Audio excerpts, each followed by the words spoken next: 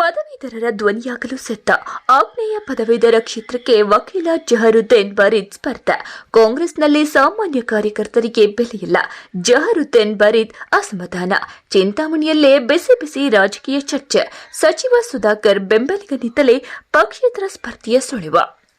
ಚಿಂತಾಮಣಿ ಮುಂಬರುವ 2026ರ ಅಕ್ಟೋಬರ್ ಮತ್ತು ನವೆಂಬರ್ನಲ್ಲಿ ನಡೆಯಲಿರುವ ಕರ್ನಾಟಕ ಆಗ್ನೇಯ ಪದವೀಧರರ ಕ್ಷೇತ್ರದ ಚುನಾವಣೆಗೆ ವಕೀಲ ಜಹರುದ್ದೀನ್ ಬರೀದ್ ಅವರು ಪಕ್ಷೇತರ ಅಭ್ಯರ್ಥಿಯಾಗಿ ಸ್ಪರ್ಧಿಸುವುದಾಗಿ ಘೋಷಿಸಿದ್ದಾರೆ. ನಗರದ ಪ್ರವಾಸಿ ಮಂದಿರದಲ್ಲಿ ನಡೆದ ಪತ್ರಿಕಾಗೋಷ್ಠಿಯಲ್ಲಿ ಮಾತನಾಡಿದ ಅವರು, ಈ ಕ್ಷೇತ್ರದ 5 ಜಿಲ್ಲೆಗಳಾದ ಚಿತ್ರದುರ್ಗ, ದಾವಣಗೆರೆ, ತುಮಕೂರು, ಚಿಕ್ಕಬಳ್ಳಾಪುರ ಮತ್ತು ಕೋಲಾರ ಜಿಲ್ಲೆಗಳ ಪದವೀಧರರ ಸಮಸ್ಯೆಗಳಿಗೆ ಧ್ವನಿಯಾಗಲು ತಾವು ನಿರ್ಧರಿಸಿರುವುದಾಗಿ ತಿಳಿಸಿದರು. ಕಾಂಗ್ರೆಸ್ ಪಕ್ಷದಲ್ಲಿ ಸಾಮಾನ್ಯ ಕಾರ್ಯಕರ್ತರಿಗೆ ಮತ್ತು ತಳಮಟ್ಟದ ನಾಯಕರಿಗೆ ಬೆಲೆ ಇಲ್ಲದಂತಾಗಿದೆ. ಹೈಕಮಾಂಡ್ ಸಂಸ್ಕೃತಿಯಿಂದ ಸ್ಥಳೀಯವಾಗಿ ಶ್ರಮಿಸುವವರಿಗೆ ಅನ್ಯಾಯವಾಗುತ್ತಿದೆ ಎಂದು ಅಸಮಾಧಾನ ವ್ಯಕ್ತಪಡಿಸಿರುವ ಅವರು, ಈ ಬಾರಿ ಸ್ವತಂತ್ರವಾಗಿ ಕಣಕ್ಕೆ ಇಳಿಯುತ್ತಿದ್ದೇನೆ. ದೀರ್ಘಕಾಲದಿಂದ ಕಾಂಗ್ರೆಸ್ ಪಕ್ಷದ ಸಕ್ರಿಯ ಕಾರ್ಯಕರ್ತನಾಗಿದ್ದರೂ ಪಕ್ಷದ ಹೈಕಮಾಂಡ್ ತಳಮಟ್ಟದ ಕಾರ್ಯಕರ್ತರ ಅಭಿಪ್ರಾಯ ಪಡೆಯದೆ ಅಭ್ಯರ್ಥಿ ಆಯ್ಕೆ ಮಾಡಿದೆ ಎಂದು ಅವರು ಅಸಮಾಧಾನ ವ್ಯಕ್ತಪಡಿಸಿದರು. ಈ ಹಿನ್ನೆಲೆಯಲ್ಲಿ ಪದವೀಧರರ ಮತ್ತು ಜನಸಾಮಾನ್ಯರ ಆಶಯದಂತೆ ಪಕ್ಷೇತರವಾಗಿ ಸ್ಪರ್ಧಿಸುತ್ತಿರುವುದಾಗಿ ಹೇಳಿದರು. ಕಳೆದ 1 ವರ್ಷದಿಂದ 5 ಜಿಲ್ಲೆಗಳಲ್ಲಿ ಸಂಚರಿಸಿ ಸಾವಿರಾರು ಪದವೀಧರರನ್ನ ಮತದಾರರ ಪಟ್ಟಿಗೆ ಸೇರಿಸಿರುವ ಕೆಲಸ ಮಾಡಲಾಗುತ್ತಿದೆ. ಈ ಹಿಂದೆ ಆಯ್ಕೆಯಾದ ಪ್ರತಿನಿಧಿಗಳು ಪದವೀಧರರ ಮೂಲಭೂತ ಸೌಕರ್ಯಗಳು ಮತ್ತು ಉದ್ಯೋಗದ ಸಮಸ್ಯೆಗಳ ಬಗ್ಗೆ ಸರಿಯಾದ ಗಮನ ಹರಿಸಿಲ್ಲ. ಶಿಕ್ಷಣ ಮತ್ತು ಕಾನೂನು ಕ್ಷೇತ್ರದಲ್ಲಿನ ತಮ್ಮ ಅನುಭವವನ್ನು ಬಳಸಿ ಪದವೀಧರರ ಹಿತರಕ್ಷಣೆ ಮಾಡುವುದು ತಮ್ಮ ಮುಖ್ಯ ಉದ್ದೇಶ ಎಂದರು.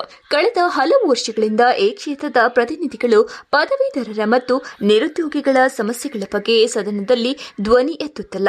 ಶೈಕ್ಷಣಿಕ ಸೌಲಭ್ಯ ಮತ್ತು ಉದ್ಯೋಗಾವಕಾಶಗಳ ಬಗ್ಗೆ ಹೋರಾಟ ನಡೆಸುವ ಅಗತ್ಯವಿದೆ ಎಂದು ಅವರು ಪ್ರತಿಪಾದಿಸಿದರು. ತಾನು ಅತ್ಯಂತ ಬಡ ಕುಟುಂಬದಿಂದ ಬಂದವನಾಗಿದ್ದು ಕಷ್ಟಪಟ್ಟು ವಕೀಲ ವೃತ್ತಿಯಲ್ಲಿ ತೊಡಗಿಸಿಕೊಂಡಿದ್ದೇನೆ. ಸಂವಿಧಾನದ ಮೇಲೆ ನಂಬಿಕೆ ಇಟ್ಟು ಸಾಮಾನ್ಯ ಜನರ ಸೇವೆಗಾಗಿ ರಾಜಕೀಯಕ್ಕೆ ಬರುತ್ತಿದ್ದೇನೆ ಎಂದು ಭಾವುಕವಾಗಿ ನುಡಿದರು. ಬದಲಾಗುತ್ತಿರುವ ಇಂದಿನ ರಾಜಕೀಯ ಸನ್ನಿವೇಶದಲ್ಲಿ ಮತದಾರರು ಜಾಗೃತರಾಗಿದ್ದಾರೆ.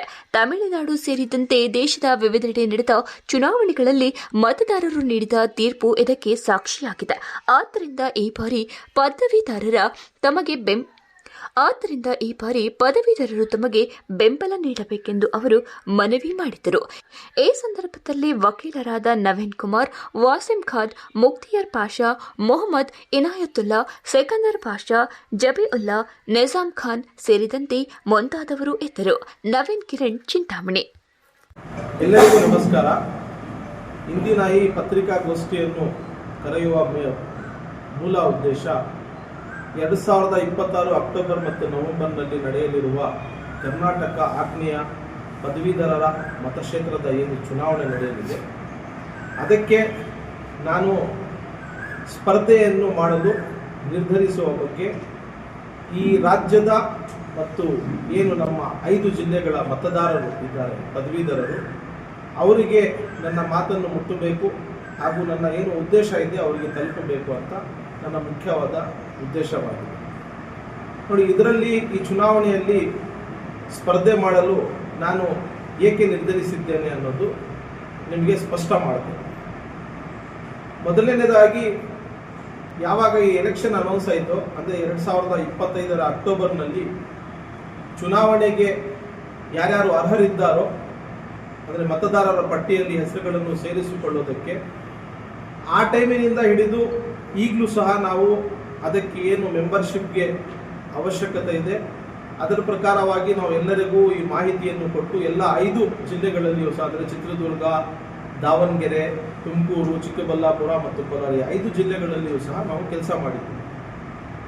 ಈ ಕ್ಷೇತ್ರದ ಜನರಲ್ಲಿ ಒಂದು ಪ್ರಶ್ನೆ ಬರಬಹುದು, ಏನು MLA ಎಲೆಕ್ಷನ್ನಲ್ಲಿ ಕಾಂಗ್ರೆಸ್ ಪಕ್ಷಕ್ಕೆ ಇವರು ದುಡಿದಿದ್ದಾರೆ, ಮಾನ್ಯ ಸುಧಾಕರ್ ರೆಡ್ಡಿ ಅವ್ರ ಜೊತೆಯಲ್ಲಿದ್ದರು ಅಂತ. ಈಗಲೂ ಸಹ ಚಿಂತಾಮಣಿ ಕ್ಷೇತ್ರದ ರಾಜಕೀಯಕ್ಕೆ ಬಂದಾಗ ನಾವು ಈಗಲೂ ಸಹ ಮಾನ್ಯ ಸಚಿವರ ಜೊತೆಯಲ್ಲೇ ಇದ್ದೇವೆ. ಯಾಕೆ ಕಾಂಗ್ರೆಸ್ ಪಕ್ಷಕ್ಕೆ ನಾನು ವಿರೋಧ ಮಾಡ್ತಾ ಇದ್ದೀನಿ ಅಂದರೆ, ಒಬ್ಬ ಸಾಮಾನ್ಯ ಕಾರ್ಯಕರ್ತನಿಗೆ ಕಾಂಗ್ರೆಸ್ ಪಕ್ಷದಲ್ಲಿ ಎಲ್ಲಿಯೂ ಸಹ ತಳಮಟ್ಟದ ಏನು ಕಾರ್ಯಕರ್ತರಿದ್ದಾರೆ ಅವರಿಗೆ ಒಂದು ಕೇಳುವ ಪದ್ಧತಿನೇ ಇಲ್ಲ ಅಂತ ಕಾಣಿಸುತ್ತೆ. ಅಕ್ಟೋಬರ್ನಲ್ಲಿ ಮೆಂಬರ್ಶಿಪ್ ಯಾವಾಗ ಸ್ಟಾರ್ಟ್ ಆಯಿತೋ ಆವಾಗಲೂ ಸಹ ಯಾರೂ ಸಹ ಕರೆದು ನೀವು ಮೆಂಬರ್ಶಿಪ್ಪನ್ನು ಮಾಡಿಸಿ ಅಂತ ಯಾರೂ ಸಹ ಹೇಳಿಲ್ಲ. ಅಂದರೆ ನನಗೊಬ್ಬನಿಗೆ ಮಾತ್ರ ಅಲ್ಲ, ಸಾಮಾನ್ಯ ಕಾರ್ಯಕರ್ತನಿಗೆ ಆ ವಿಚಾರವನ್ನು ಹೇಳ್ತಾ ಇರೋದು. ಅದಾದ ನಂತರ ನಾವು ಎಲ್ಲ ಕಡೆ ಹೋಗಿ ಮೆಂಬರ್ಶಿಪ್ಪನ್ನು ಮಾಡಿ ಈ ವಿಷಯವನ್ನು ಮಾನ್ಯ ಸಚಿವರಿಗೆ ಮುಟ್ಸೋಣ ಅಂತ ಇನ್ನೂ ಹೇಳಿಕೊಂಡು ನಾವೆಲ್ಲ ಫೈಲ್ ಎಲ್ಲ ರೆಡಿ ಮಾಡ್ಕೊಂಡು ಯಾವ್ಯಾವ ತಾಲೂಕಿನಲ್ಲಿ ಯಾವ್ಯಾವ ಜಿಲ್ಲೆಯಲ್ಲಿ ಎಷ್ಟೆಷ್ಟು ನಾವು ಮತದಾರರನ್ನು ಸೇರಿಸಿದ್ದೀವಿ ಅಂತ ಒಂದು ಎಲ್ಲ ಫೈಲ್ ರೆಡಿ ಮಾಡ್ತಾ ಇದ್ದೀವಿ. ಅದೇ ಸಮಯದಲ್ಲಿ ಕಾಂಗ್ರೆಸ್ ಹೈಕಮಾಂಡ್ ದಿಲ್ಲಿಯಿಂದ ಒಬ್ಬರಿಗೆ ನಾವು ಆಯ್ಕೆ ಮಾಡಿದ್ದೀವಿ ಅಂತ ಘೋಷಣೆ ಮಾಡ್ತಾರೆ. ಸೊ ಹಾಗಾಗಿ ತಳಮಟ್ಟದಲ್ಲಿರುವ ಒಬ್ಬ ವ್ಯಕ್ತಿಗೆ, ಒಬ್ಬ ಕ್ಯಾಡರ್ಗೆ ಕೇಳಿ ಮತ್ತೆ ಯಾರಿಗೆ ಅಂದರೆ ಅವರು ನಮಗೆ ಒಂದು ಆಪ್ಷನ್ ಕೊಡಬಹುದಾಗಿತ್ತು ಎಲ್ಲರಿಗೂ. ಏನಂದ್ರೆ ನೀವು ಒಂದು ಅರ್ಜಿ ಹಾಕಿ, ಯಾರ್ಯಾರು ಎಲೆಕ್ಷನ್ ಅಲ್ಲಿ ಕಂಟೆಸ್ಟ್ ಮಾಡಕ್ಕೆ ರೆಡಿ ಇದ್ದೀರೋ ನೀವು ಒಂದು ಅರ್ಜಿ ಹಾಕಿ ಅಂತ ಹೇಳಬಹುದಾಗಿತ್ತು. ಪಕ್ಷದಲ್ಲಿ ಸೀಟ್ ಕೊಡೋದು ಬಿಡೋದು ಪಕ್ಷಕ್ಕೆ ಬಿಟ್ಟಿದ್ದ ವಿಚಾರ. ಆದರೆ ಯಾರೂ ಸಹ ಆ ಪದ್ಧತಿನೇ ಅವರು ಫಾಲೋ ಮಾಡಿಲ್ಲ. ಹಾಗಾಗಿ ಜನಸಾಮಾನ್ಯರ ಮುಂದೆ ಹೋಗಿ ನಮ್ಮ ಬೇಡಿಕೆಯನ್ನು ಇಟ್ಟು ಯಾವ ಒಂದು ನಿಟ್ಟಿನಲ್ಲಿ ನಾವು ಕೆಲಸ ಮಾಡಬಹುದು ಹಾಗೂ ತಾವು ನೋಡಬಹುದು, ಸುಮಾರು ವರ್ಷಗಳಿಂದ ಈ ಒಂದು ಸೀಟಿಗೆ ಕರ್ನಾಟಕ ಸೌತ್ ಈಸ್ಟ್ ಗ್ರಾಜ್ಯುಯೇಟ್ಸ್ ಕಾನ್ಸ್ಟಿಟ್ಯೂನ್ಸಿಗೆ ಆಯ್ಕೆಯಾಗಿ ಹೋಗಿರೋರು ಯಾವುದೇ ರೀತಿಯಾದ ಮೂಲಭೂತ ಸೌಕರ್ಯಗಳ ಬಗ್ಗೆ, ಅಂದರೆ ಕಾಲೇಜುಗಳಲ್ಲಿ, ಸ್ಕೂಲುಗಳಲ್ಲಿ ಮೂಲಭೂತ ಸೌಕರ್ಯಗಳ ಬಗ್ಗೆ ಅವರು ಧ್ವನಿ ಎತ್ತಿರೋದು ನಾನು ನೋಡಿರೋದು ಕಡಿಮೆ. ತಾವು ಪತ್ರಿಕಾ ಮಾಧ್ಯಮದವರು ಅದನ್ನು ಗಮನಿಸಿದ್ರು ಇಲ್ವೋ ಗೊತ್ತಿಲ್ಲ. ಸೊ ಹೀಗಾಗಿ ಈ ಒಂದು ಅವಕಾಶ ಇದೆ. ನಾನು ಒಂದು ಬಡ ಕುಟುಂಬದಿಂದ ಬಂದಿದ್ದೀನಿ, ಕಷ್ಟಪಟ್ಟು ಈ ಒಂದು ಸ್ಥಾನಕ್ಕೆ ಬಂದಿದ್ದೀನಿ. ನಾನು ವಕೀಲರ ವೃತ್ತಿಯನ್ನು ಮಾಡುತ್ತಿದ್ದೇನೆ. ಹಾಗಾಗಿ ಸಂವಿಧಾನದ ಮೇಲೆ ನಂಬಿಕೆ ಇಟ್ಟು, ಜನಸಾಮಾನ್ಯರ ಮೇಲೆ ನಂಬಿಕೆ ಇಟ್ಟು ಇವತ್ತು ನಾನು ಎಲೆಕ್ಷನ್ ಅಲ್ಲಿ ಕಂಟೆಸ್ಟ್ ಮಾಡಬೇಕು ಅಂತ ಈ ವಿಚಾರ ಜನರಿಗೆ ಮುಟ್ಲಿ ಅಂತ ಇವತ್ತು ನಾನು ಪತ್ರಿಕಾ ಮಾಧ್ಯಮದವರಿಗೆ ಕರೆದು ನಾನು ಪತ್ರಿಕಾಗೋಷ್ಠಿಯನ್ನು ನೀಡುತ್ತಿದ್ದೇನೆ. ಹಾಗೂ ನನಗೆ ಜನರ ಮೇಲೆ ವಿಶ್ವಾಸ ಇದೆ. ತಾವು ರಾಜ್ಯ ಮತ್ತು ರಾಷ್ಟ್ರದ ರಾಜಕಾರಣವನ್ನು ಇವತ್ತೇನು ರಿಸಲ್ಟ್ಗಳು ಬಂದಿದೆ ಅದರಲ್ಲಿ ನೋಡಿದಾಗ ತಮಿಳುನಾಡಿನಲ್ಲಿ ಏನಾಗಿದೆ ತಾವು ನೋಡಿದ್ದೀರಾ. ಅದೇ ರೀತಿ ಬೇರೆ ಬೇರೆ ಕಡೆ ಎಲೆಕ್ಷನ್ಸ್ ಅಲ್ಲಿ ಯಾವ್ಯಾವ ರೀತಿಯಲ್ಲಿ ಜನ ಅವರ ಒಂದು ರಿಸಲ್ಟ್ ಅನ್ನ ಕೊಟ್ಟಿದ್ದಾರೆ ಅನ್ನೋದು ಎಲ್ಲರೂ ಗಮನಿಸಿದ್ದಾರೆ. ಹಾಗಾಗಿ ನನ್ನ ಒಂದು ನಂಬಿಕೆ ಜನಸಾಮಾನ್ಯರ ಮೇಲೆ ಇರೋದ್ರಿಂದ ನಾನು ಅವರ ಪರವಾಗಿ ಕೆಲಸ ಮಾಡುವ ಒಂದು ನಿಟ್ಟಿನಲ್ಲಿ ನನಗೆ ಒಂದು ಅವಕಾಶವನ್ನು ಕಲ್ಪಿಸಿಕೊಡಬೇಕು ಅಂತ ಕೇಳಿಕೊಳ್ಳುತ್ತಾ, ಜನರಲ್ಲಿ ನಾನು ನನಗೆ ಎಲ್ಲ ರೀತಿಯಾದ ಸಹಾಯವನ್ನು ನೀಡಬೇಕು ಅಂತ ಹೇಳುವ ಮೂಲಕ ನಾನು ನಿಮ್ಮಲ್ಲಿ ಕಳಕಳಿಯ ಮನವಿಯನ್ನು ಮಾಡುತ್ತಿದ್ದೇನೆ ಅಂತ ಹೇಳುತ್ತಿದ್ದೇನೆ. ಎಲೆಕ್ಷನ್ ವಿಚಾರಕ್ಕೆ ಬಂದಾಗ ಪಾರ್ಟಿ ಹೆಸರಿರುತ್ತೆ ಅಷ್ಟೇ, ಗುರುತಿರಲ್ಲ. ಆದರೆ ನಾನು ಈಗ ಕಾಂಗ್ರೆಸ್ ಪಕ್ಷದಲ್ಲಿ ಸೀಟ್ ಆಲ್ರೆಡಿ ಬೇರೆಯವರಿಗೆ ಕೊಟ್ಟಿರೋದ್ರಿಂದ ನಾನು ಸ್ವತಂತ್ರವಾಗಿ ಅಭ್ಯರ್ಥಿಯಾಗಿ ನಾನು ಕಣದಲ್ಲಿ ಸಲ್ಲಿಸೋಣ. ಫಸ್ಟ್ ನಾವು ಲೋಕಲ್ ಮಟ್ಟದಲ್ಲಿರೋದ್ರಿಂದ ನಾವು ನಮ್ಮ ಶಾಸಕರಿಗೆ ಹಾಗೂ ನಮ್ಮ ಮಾನ್ಯ ಸಚಿವರಿಗೆ ಈ ವಿಷಯವನ್ನು ಹೇಳುವ ಮುನ್ನವೇ ಇನ್ನೂ ಮೆಂಬರ್ಶಿಪ್ಗೆ ಜನವರಿ 31 ವರೆಗೂ ಡೇಟ್ ಕೊಟ್ಟಿದ್ರು. ಇನ್ನೂ ಆಲ್ರೆಡಿ ಮೆಂಬರ್ಶಿಪ್ ನಡೀತಾ ಇದೆ. ಆದರೆ ಮೊದಲನೇ ಹಂತದ ಸೇರ್ಪಡೆಗೆ ಜನವರಿ 31 ಲಾಸ್ಟ್ ಡೇಟ್ ಕೊಟ್ಟಿದ್ರು. ಅಂದ್ರೆ ಎಲೆಕ್ಷನ್ ಪಟ್ಟಿ ಬಿಡುಗಡೆ ಮಾಡೋದಕ್ಕೆ, ವೋಟರ್ ಲಿಸ್ಟ್ ಅದು ಬಿಡುಗಡೆ ಆಗಲಿ, ಎಲ್ಲ ನಾವು ವೋಟರ್ ಲಿಸ್ಟ್ ಎಲ್ಲ ಎತ್ಕೊಂಡು ಹೋಗಿ ಅವ್ರ ಮುಂದೆ ಇಡೋಣ ಅಂತ ನಾವು ಇನ್ನೂ ವಿಚಾರ ಮಾಡ್ಕೊಳ್ತಾನೆ ಇದ್ವಿ. ಅದೇ ಆ ಟೈಮಲ್ಲೇ ಎಲೆಕ್ಷನ್ಗೆ ಬೇರೆ ಕ್ಯಾಂಡಿಡೇಟ್ನ ಅನೌನ್ಸ್ ಮಾಡಿಬಿಟ್ಟಿದ್ದಾರೆ. ಹಾಗಾಗಿ ಈಗ ಅವರು ಕಾಂಗ್ರೆಸ್ ಪಕ್ಷದಲ್ಲಿದ್ದಾರೆ. ನಾವು ಅವ್ರ ಹತ್ರ ಹೋಗಿ ಬೇಡಿಕೆ ಇಟ್ಟರು ಅದು ಸರಿ ಇರಲ್ಲ ಅಂತ ನಾನು ಅವ್ರ ಹತ್ರ ಹೋಗಿ ಬೇಡಿಕೆ ಇಟ್ಟಿಲ್ಲ. ಸುಮಾರು ಅಕ್ಟೋಬರ್ 31, 2025ರಿಂದಾನೇ ನಾವು ಕಷ್ಟ ಪಟ್ಕೊಂಡು ಬರ್ತಾ ಇದ್ದೀವಿ. ದಾವಣಗೆರೆಯಲ್ಲಿ ಮತ ಕೊಡಬೇಡಿ ಅಂತ ಹೇಳೋದಕ್ಕೂ ಇದೇ ಕಾರಣ. ಏನಂದ್ರೆ ಕಾಂಗ್ರೆಸ್ ಪಕ್ಷದಲ್ಲಿ ತಳಮಟ್ಟದ ಒಂದು ಏನು ಕ್ಯಾಡರ್ ಅಂತ ಇರ್ತಾರೆ, ತಳಮಟ್ಟದಲ್ಲಿ ಕೆಲಸ ಮಾಡೋರು ಇರ್ತಾರೆ, ಅವರಿಗೆ ಯಾವುದೇ ರೀತಿಯಾದ ಬೆಲೆ ಇಲ್ಲ. ಅಂದ್ರೆ ಕೇಳೋ ಪದ್ಧತಿನೇ ಇಲ್ಲ. ಹೈಕಮಾಂಡ್ ಮೇಲೆಯಿಂದ ಏನು ಅವ್ರು ಆರ್ಡರ್ ನೀಡ್ತಾರೆ ಅದನ್ನ ನಾವು ಫಾಲೋ ಮಾಡಬೇಕು. ಆರ್ಡರ್ ನೀಡಲಿ, ನಾವು ಇಲ್ಲ ಬೇಡ ಅಂತ ಹೇಳಲ್ಲ. ಎಲ್ಲ ಪಕ್ಷದಲ್ಲಿ ಆ ಒಂದು ನಡ್ಕೊಂಡು ಬಂದಿದೆ. ಆದರೆ ಕೆಳಮಟ್ಟದಲ್ಲಿ ಅವರು ನಮ್ಮ ಹತ್ರ ಒಪಿನಿಯನ್ ಆದ್ರೂ ತಗೋಬೇಕಲ್ಲ. ಆ ಒಂದು ಅಭ್ಯಾಸನೇ ಕಾಂಗ್ರೆಸ್ ಪಕ್ಷದಲ್ಲಿ ಇಲ್ಲ ಅಂತ ನಾನು ಅದಕ್ಕೆ ವಿರೋಧ ಮಾಡಿ ನಾನು ಈ ಎಲೆಕ್ಷನ್ ಅಲ್ಲಿ ನಾನು ಬರೀ ದಾವಣಗೆರೆ ವಿಚಾರಕ್ಕೆ ಒಂದೇ ಅಲ್ಲ, ಎಲ್ಲೇ ಆಗಲಿ ಏನು ನಾವು ತಳಮಟ್ಟದ ಈಗ ತಾವು ನೋಡಬಹುದು ಬೇರೆ ಬೇರೆ ಪಕ್ಷಗಳಲ್ಲಿ ಹೇಗೆ ಆಯ್ಕೆ ಮಾಡ್ತಾರೆ ಅಂತ. ಈ ಒಂದು ಪದ್ಧತಿ ಕಾಂಗ್ರೆಸ್ ಪಕ್ಷದಲ್ಲಿ ಇಲ್ಲ. ಚಿಂತಾಮಣಿ ರಾಜಕೀಯಕ್ಕೆ ಸಂಬಂಧಿಸಿದಂತೆ ನಾವು ಅವ್ರ ಜೊತೆಯಲ್ಲಿದ್ದೀವಿ, ಅವ್ರ ಜೊತೆಯಲ್ಲೇ ಇರ್ತೀವಿ. ಆದರೆ ಈ ಒಂದು ವಿಚಾರಕ್ಕೆ ನಾನು ಪಕ್ಷಾತೀತವಾಗಿ ಏನು ಸ್ವತಂತ್ರವಾಗಿ ಅಭ್ಯರ್ಥಿಯಾಗಲು ಹೊರಟಿದ್ದೀನಿ. ಅದರಲ್ಲಿ ನಾನು ಯಾರು ಹೇಳಿದ್ರು ವಾಪಸ್ ಇಲ್ಲ. ತಮಗೂ ಗೊತ್ತು ಮತ್ತೆ ಎಲ್ಲರಿಗೂ ಗೊತ್ತಿದೆ, ನಾವು ಎಲೆಕ್ಷನ್ ಅಲ್ಲಿ ಅವರಿಗೆ ಬೇಷರತ್ತಾಗಿ ಬೆಂಬಲ ಕೊಟ್ಟಿದ್ದು. ನಾವು ಎಲೆಕ್ಷನ್ ಆದ್ಮೇಲೆ ಯಾವತ್ತೂ ಸಹ ಹೋಗಿ ಅವ್ರು ಯಾವುದೇ ಒಂದು ಹುದ್ದೆ ಬಗ್ಗೆ ಆಗಲಿ ಇನ್ನೊಂದಾಗಲಿ ಅವ್ರ ಹತ್ರ ನಾವು ಷರತ್ತಿಟ್ಟಿಲ್ಲ. ನಮ್ಮ ಮತ್ತು ಅವರ ಒಂದು ನಂಬಿಕೆ ಸ್ನೇಹ ಇದೇ ತರ ಇರಲಿ ಅಂತ ಹೇಳ್ತಿರ್ತಾರೆ. ಯಾವತ್ತೂ ಹೋಗಿ ಅವ್ರ ಹತ್ರ ಹುದ್ದೆಗೆ ಯಾವುದೇ ಬೇಡಿಕೆ ಇಟ್ಟಿಲ್ಲ. ಅವ್ರೀಗ ಹುದ್ದೆ ಕೊಡಕ್ಕೆ ರೆಡಿ ಇದ್ರು ನಾವು ಈಗ ಸದ್ಯಕ್ಕೆ, ಯಾಕಂದ್ರೆ ನಾವು ಒಂದು ಜನರ ಒಂದು ಅದಾಲತಲ್ಲಿ ಹೋಗಕ್ಕೆ ನಾನು ರೆಡಿ ಇದ್ದೀನಿ. ಸೊ ಹಾಗಾಗಿ ನಾನು ಹಿಂದೆ ತಗೊಂಡ್ರೆ ನನ್ನ ರಾಜಕೀಯ ಭವಿಷ್ಯ ಸರಿ ಇರಲ್ಲ, ಮತ್ತೆ ಜನರು ಏನು ನಂಬಿಕೆಯನ್ನ ಇಟ್ಟಿದ್ದಾರೆ ಅದನ್ನ ನಾನು ಕಳ್ಕೊಳ್ತೀನಿ ಅಂತ ನನ್ನ ನಂಬಿಕೆ. ಅದಕ್ಕೆ 1,55,000 ಜನ ಅದರಲ್ಲಿ ಎನ್ರೋಲ್ಮೆಂಟ್ ಮಾಡಿಸಿದ್ದಾರೆ. ಅಂದರೆ ಅಷ್ಟು ಮತದಾರರು ಇದ್ದಾರೆ.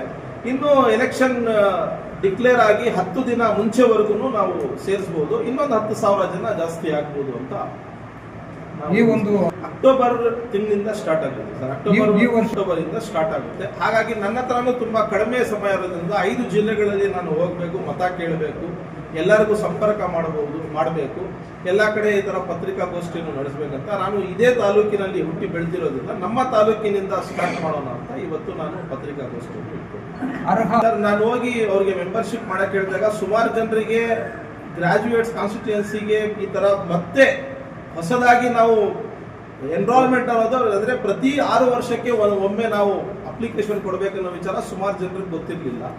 ಮತ್ತೆ ಅವರು ನನಗೆ ಕೇಳಿದ್ದು ನೀವೇನಾದ್ರೂ ಕಂಟೆಸ್ಟ್ ಮಾಡ್ತಾ ಇದ್ದೀರಾ ಅಂತ. ಹಾಗಾಗಿ ಆ ಸಮಯದಲ್ಲಿ ಜನಸಾಮಾನ್ಯರಿಗೆ ನಾನು ಮಾತು ಕೊಟ್ಟಿದ್ದೀನಿ, ಹೌದು ನಾನು ಕಂಟೆಸ್ಟ್ ಮಾಡ್ತೀನಿ ಈ ಸತಿ. ಫಸ್ಟ್ ಇಂದಾನು ನೋಡಿ, ಈ ಒಂದು ಏನು ಪದವೀಧರರ ಕ್ಷೇತ್ರಕ್ಕೆ ಸಂಬಂಧಿಸಿದಂತೆ ಸುಮಾರು 7 ಸೀಟುಗಳು ನಾವು MLCಗಳು ಆಗ್ತಾರೆ ರಾಜ್ಯದಲ್ಲಿ. ಸೊ ಇದರಲ್ಲಿ ಪದವೀಧರರು ಮಾತ್ರ ಮತಗಳನ್ನು ನೀಡುತ್ತಾರೆ.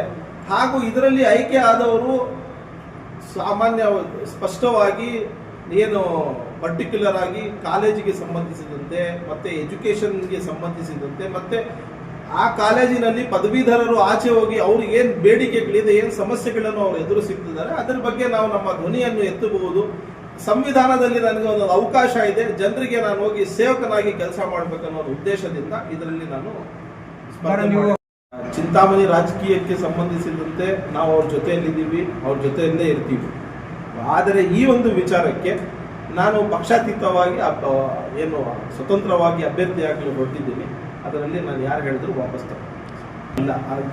ತಮಗೂ ಗೊತ್ತು ಮತ್ತೆ ಎಲ್ಲರಿಗೂ ಗೊತ್ತಿದೆ, ನಾವು ಎಲೆಕ್ಷನ್ ಅಲ್ಲಿ ಅವರಿಗೆ ಬೇಷರತ್ತಾಗಿ ಬೆಂಬಲ ಕೊಟ್ಟಿದ್ದು. ನಾವು ಎಲೆಕ್ಷನ್ ಆದ್ಮೇಲೆ ಯಾವತ್ತೂ ಸಹ ಹೋಗಿ ಅವ್ರು ಯಾವುದೇ ಒಂದು ಹುದ್ದೆ ಬಗ್ಗೆ ಆಗಲಿ ಇನ್ನೊಂದಾಗಲಿ ಅವ್ರ ಹತ್ರ ನಾವು ಷರತ್ತಿಟ್ಟಿಲ್ಲ. ನಮ್ಮ ಮತ್ತು ಅವರ ಒಂದು ನಂಬಿಕೆ ಸ್ನೇಹ ಇದೇ ತರ ಇರಲಿ ಅಂತ ಹೇಳ್ತಿರ್ತಾರೆ. ಯಾವತ್ತೂ ಹೋಗಿ ಅವ್ರ ಹತ್ರ ಹುದ್ದೆಗೆ ಯಾವುದೇ ಬೇಡಿಕೆ ಇಟ್ಟಿಲ್ಲ. ಅವ್ರೀಗ ಹುದ್ದೆ ಕೊಡಕ್ಕೆ ರೆಡಿ ಇದ್ರು ನಾವು ಈಗ ಸದ್ಯಕ್ಕೆ, ಯಾಕಂದ್ರೆ ನಾವು ಒಂದು ಜನರ ಒಂದು ಅದಾಲತಲ್ಲಿ ಹೋಗಕ್ಕೆ ನಾನು ರೆಡಿ ಇದ್ದೀನಿ. ಸೊ ಹಾಗಾಗಿ ನಾನು ಹಿಂದೆ ತಗೊಂಡ್ರೆ ನನ್ನ ರಾಜಕೀಯ ಭವಿಷ್ಯ ಸರಿ ಇರಲ್ಲ, ಮತ್ತೆ ಜನರು ಏನು ನಂಬಿಕೆಯನ್ನ ಇಟ್ಟಿದ್ದಾರೆ ಅದನ್ನ ನಾನು ಕಳ್ಕೊಳ್ತೀನಿ ಅಂತ ನನ್ನ ನಂಬಿಕೆ. ಅದಕ್ಕೆ 1,55,000 ಜನ ಅದರಲ್ಲಿ ಎನ್ರೋಲ್ಮೆಂಟ್ ಮಾಡಿಸಿದ್ದಾರೆ. ಅಂದರೆ ಅಷ್ಟು ಮತದಾರರು ಇದ್ದಾರೆ. ಇನ್ನು ಎಲೆಕ್ಷನ್ ಡಿಕ್ಲೇರ್ ಆಗಿ 10 ದಿನ ಮುಂಚೆವರೆಗೂ ನಾವು ಸೇರಿಸಬಹುದು. ಇನ್ನೊಂದು 10,000 ಜನ ಜಾಸ್ತಿ ಆಗ್ಬೋದು ಅಂತ ಈ ಒಂದು ಅಕ್ಟೋಬರ್ ತಿಂಗಳಿಂದ ಸ್ಟಾರ್ಟ್ ಆಗುತ್ತೆ ಸರ್. ಅಕ್ಟೋಬರ್ ಇಂದ ಸ್ಟಾರ್ಟ್ ಆಗುತ್ತೆ. ಹಾಗಾಗಿ ನನ್ನ ಹತ್ರನೂ ತುಂಬಾ ಕಡಿಮೆ ಸಮಯ ಇರೋದ್ರಿಂದ 5 ಜಿಲ್ಲೆಗಳಲ್ಲಿ ನಾನು ಹೋಗ್ಬೇಕು, ಮತ ಕೇಳಬೇಕು, ಎಲ್ಲರಿಗೂ ಸಂಪರ್ಕ ಮಾಡಬೇಕು, ಎಲ್ಲ ಕಡೆ ಈ ತರ ಪತ್ರಿಕಾಗೋಷ್ಠಿಯನ್ನು ನಡೆಸಬೇಕಂತ ನಾನು ಇದೇ ತಾಲೂಕಿನಲ್ಲಿ ಹುಟ್ಟಿ ಬೆಳೆದಿರೋದ್ರಿಂದ ನಮ್ಮ ತಾಲೂಕಿನಿಂದ ಸ್ಟಾರ್ಟ್ ಮಾಡೋಣ ಅಂತ ಇವತ್ತು ನಾನು ಪತ್ರಿಕಾಗೋಷ್ಠಿಯನ್ನು ಇಟ್ಕೊಂಡು ನಾನು ಹೋಗಿ ಅವ್ರಿಗೆ ಮೆಂಬರ್ಶಿಪ್ ಮಾಡಕ್ ಹೇಳಿದಾಗ ಸುಮಾರು ಜನರಿಗೆ ಗ್ರಾಜುಯೇಟ್ಸ್ ಕಾನ್ಸ್ಟಿಟ್ಯೂಯನ್ಸಿಗೆ ಈ ತರ ಮತ್ತೆ ಹೊಸದಾಗಿ ನಾವು ಎನ್ರೋಲ್ಮೆಂಟ್ ಅನ್ನೋದು ಅಂದ್ರೆ ಪ್ರತಿ 6 ವರ್ಷಕ್ಕೆ ಒಮ್ಮೆ ನಾವು ಅಪ್ಲಿಕೇಶನ್ ಕೊಡಬೇಕನ್ನೋ ವಿಚಾರ ಸುಮಾರು ಜನರಿಗೆ ಗೊತ್ತಿರಲಿಲ್ಲ. ಮತ್ತೆ ಅವರು ನನಗೆ ಕೇಳಿದ್ದು ನೀವೇನಾದ್ರೂ ಕಂಟೆಸ್ಟ್ ಮಾಡ್ತಾ ಇದ್ದೀರಾ ಅಂತ. ಹಾಗಾಗಿ ಆ ಸಮಯದಲ್ಲಿ ಜನಸಾಮಾನ್ಯರಿಗೆ ನಾನು ಮಾತು ಕೊಟ್ಟಿದ್ದೀನಿ, ಹೌದು ನಾನು ಕಂಟೆಸ್ಟ್ ಮಾಡ್ತೀನಿ ಈ ಸತಿ. ಫಸ್ಟ್ ಇಂದಾನು ನೋಡಿ, ಈ ಒಂದು ಏನು ಪದವೀಧರರ ಕ್ಷೇತ್ರಕ್ಕೆ ಸಂಬಂಧಿಸಿದಂತೆ ಸುಮಾರು 7 ಸೀಟುಗಳು ನಾವು MLCಗಳು ಆಗ್ತಾರೆ ರಾಜ್ಯದಲ್ಲಿ. ಸೊ ಇದರಲ್ಲಿ ಪದವೀಧರರು ಮಾತ್ರ ಮತಗಳನ್ನು ನೀಡುತ್ತಾರೆ. ಹಾಗೂ ಇದರಲ್ಲಿ ಆಯ್ಕೆ ಆದವರು ಸಾಮಾನ್ಯ ಸ್ಪಷ್ಟವಾಗಿ ಏನು ಪರ್ಟಿಕ್ಯುಲರ್ ಆಗಿ ಕಾಲೇಜಿಗೆ ಸಂಬಂಧಿಸಿದಂತೆ ಮತ್ತೆ ಎಜುಕೇಶನ್ಗೆ ಸಂಬಂಧಿಸಿದಂತೆ ಮತ್ತೆ ಆ ಕಾಲೇಜಿನಲ್ಲಿ ಪದವೀಧರರು ಆಚೆ ಹೋಗಿ ಅವ್ರಿಗೆ ಏನ್ ಬೇಡಿಕೆಗಳಿದೆ, ಏನ್ ಸಮಸ್ಯೆಗಳನ್ನು ಅವರು ಎದುರಿಸುತ್ತಿದ್ದಾರೆ ಅದರ ಬಗ್ಗೆ ನಾವು ನಮ್ಮ ಧ್ವನಿಯನ್ನು ಎತ್ತಬಹುದು. ಸಂವಿಧಾನದಲ್ಲಿ ನನಗೆ ಒಂದು ಅವಕಾಶ ಇದೆ, ಜನರಿಗೆ ನಾನು ಹೋಗಿ ಸೇವಕನಾಗಿ ಕೆಲಸ ಮಾಡಬೇಕನ್ನೋ ಉದ್ದೇಶದಿಂದ ಇದರಲ್ಲಿ ನಾನು